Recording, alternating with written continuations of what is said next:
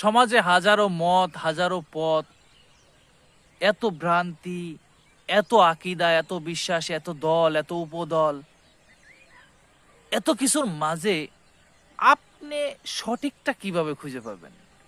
এটা শুধু আপনার বা আমার প্রশ্ন না, এটা আমাদের প্রত্যেকেরই একই সমস্যা, একই সমস্যা।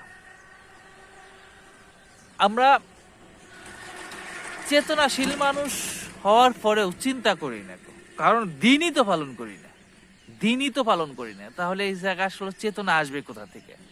যদি আপনি প্রতিদিন ফজরের সালাত আদায় করতেন, 5 ওয়াক্ত সালাত আদায় করতেন, তাহলে আপনার কাছে মনে হইতো যে আমি এত পরিশ্রম করতেছি, কিসের জন্য করতেছি, কার জন্য করছি, আমি কি সঠিক পথে আছি কিনা, এটা আপনার ভিতরে একটু চেতনা জাগ্রত হইতো যে আমি কি ভুল করতেছি না সঠিক করতেছি।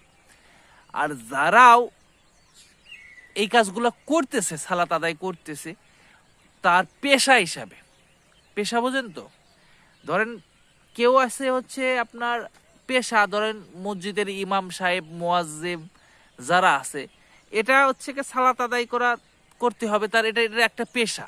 কারণ না করলে তো তার আসলে চাকরি এইটা, ইমামতি করবে, মুয়াজ্জিমি করবে, সালাত আদায় করবে।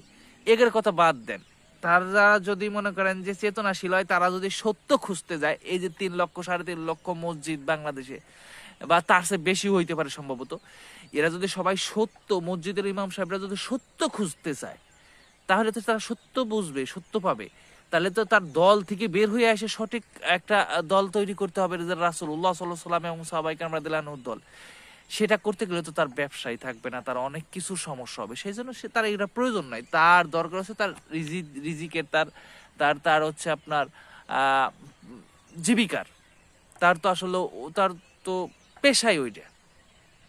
সেই জন্য তার তো খোঁজার প্রয়োজন নাই। এই হলো অবস্থা।